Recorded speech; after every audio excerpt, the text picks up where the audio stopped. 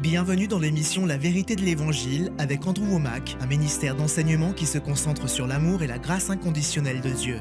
J'avais l'impression qu'il rassemblait toutes les pièces du puzzle qui me manquaient d'une manière tellement simple mais très puissante, et je me disais, oui, ça c'est la vérité de Dieu.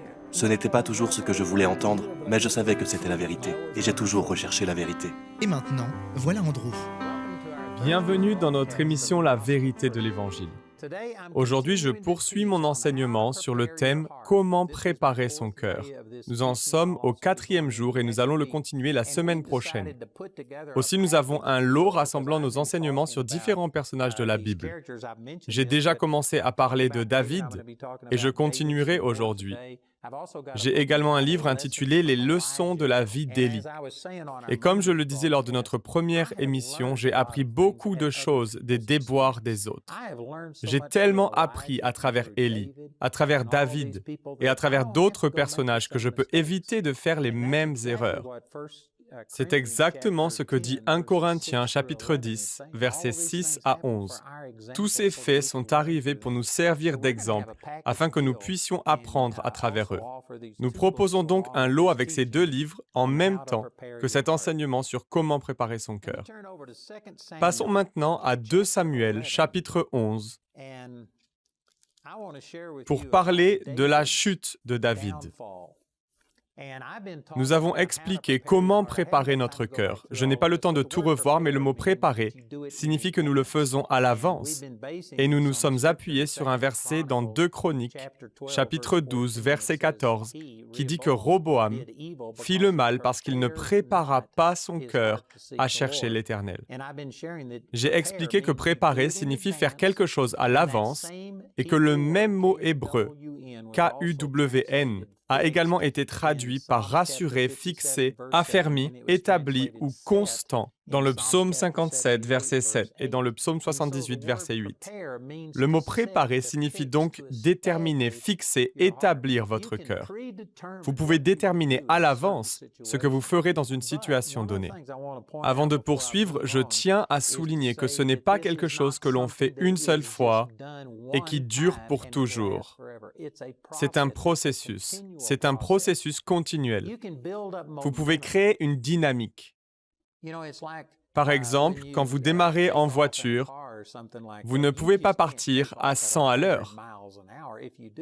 Si vous le faites, si vous passez de 0 à 100 en un instant, ce n'est pas une accélération, c'est une catastrophe. Ça va vous tuer, amen. Vous démarrez lentement et vous prenez de la vitesse. De la même manière, vous commencez par préparer votre cœur, par établir, affermir et fixer votre cœur, en vous disant « c'est ce que je suis, voilà ce que je vais faire, c'est ainsi que Dieu veut que je vive ». Vous vous engagez dans cette direction et ensuite vous prenez de la vitesse. Et vous savez, lorsque vous commencez juste à démarrer, si vous mettez un caillou devant une roue, vous serez ralenti. Et si c'est une pierre ou un caillou assez gros, ça peut complètement vous empêcher de démarrer.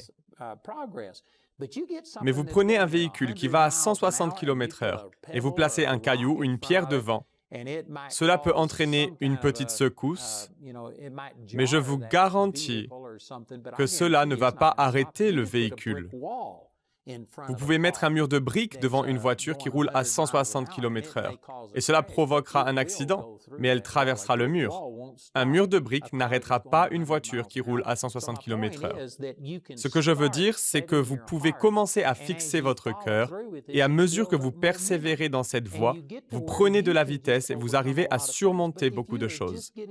Mais si vous ne faites que commencer et que votre cœur n'est pas encore bien préparé, le moindre petit problème sur votre chemin vous fera dérailler ou vous arrêtera.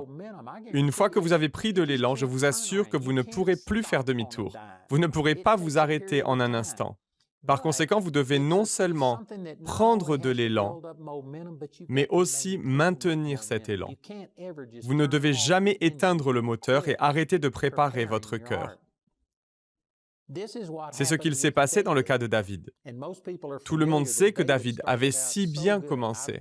Cette semaine, j'ai passé plusieurs jours à parler du psaume 57, verset 7, pour expliquer qu'il avait préparé son cœur. Il avait préparé son cœur à chanter et à louer Dieu. Et c'est pourquoi son cœur l'a frappé et l'a empêché de déshonorer Saül. alors même que celui-ci essayait de le tuer. Mais David a cessé de préparer son cœur. Et ça ne doit pas être votre cas. Vous ne devez pas vous relâcher. C'est comme voler dans un avion. La gravité exerce une pression constante sur cet avion. Et si vous coupez les moteurs, vous interrompez la force motrice qui porte l'avion dans l'air et vous commencez immédiatement à tomber. Même si vous ne vous écrasez pas à la seconde où vous coupez le moteur, l'avion commence immédiatement à perdre de l'altitude. Si vous continuez ainsi pendant un certain temps, vous finissez par vous écraser au sol.